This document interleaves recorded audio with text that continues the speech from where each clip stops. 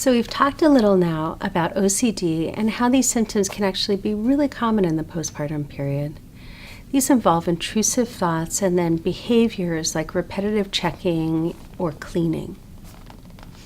But it's also really common for mothers to have scary thoughts like harming their baby, even though they don't want to. These could be thoughts or images. They could even be sometimes even perverse or gruesome and disturbing. Sometimes they even include violent images or sexual thoughts or images, things that you don't want to do but are afraid of doing, like hurting the baby even if you don't want to, or fears that you might touch the baby sexually even though you don't want to. Do any of these thoughts ever happen?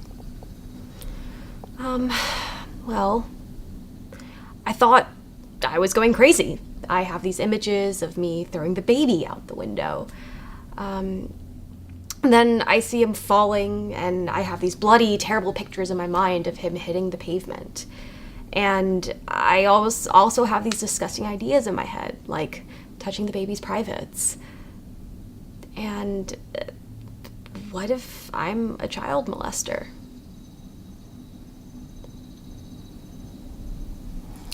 So, all right, these thoughts can be really scary, but they don't mean that you're going to do anything, and they don't mean that you're a child molester. Have you ever stood with the baby by a window wondering why you've had those thoughts? No, I stay away from windows entirely. Our house has 2 floors, so I try to stay with the baby on the first floor only.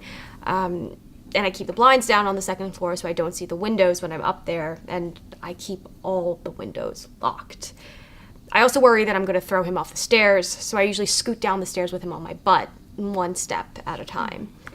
And my partner gets worried when she sees me doing this, but I can't help it.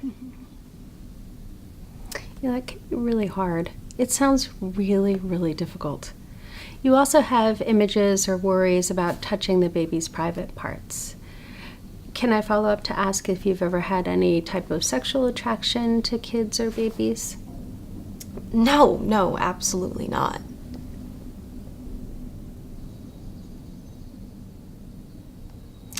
You know, is touching the baby sexually something that you're afraid of doing, even if by accident? Yeah, I mean, it's gotten so bad. I try not to change his diaper to protect him. Mm-hmm. I worry I might touch him without meaning to. You know, it really sounds unlikely that you would ever do this in any type of abusive manner. This is really a very common part of OCD illness. Let's come back to this, but let me ask a few questions first. Do you ever hear any voices in your head or outside your head when there's no one else there? Or have you ever heard voices at any other point in your lifetime? Well, no. Okay. Do you ever worry that, that you feel excessively worried about anything, like someone is spying on you or has plans to hurt you or cause the baby harm? Are you worried that the baby is somehow getting special communications from somewhere, might be controlled? Are you ever worried that you might be being controlled from the outside somehow? No, none of those things. Although I do worry now more about someone breaking in at night, and I do check the locks a few times. Do you ever feel like you have problems sort of knowing what's real and what isn't real? Not in general, but I can't trust myself.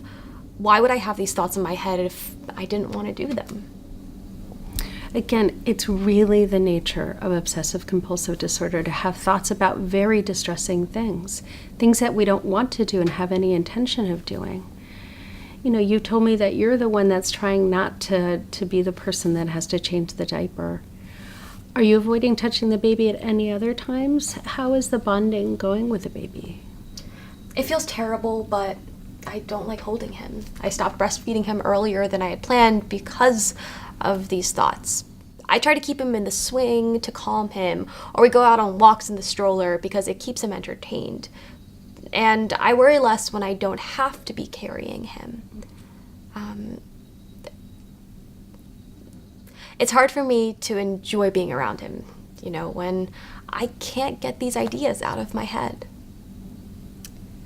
Absolutely. This is a huge burden for you, and it's getting in the way of you being able to enjoy time with your baby. As I said, the important thing to know is that there's no danger of you doing the things that you fear.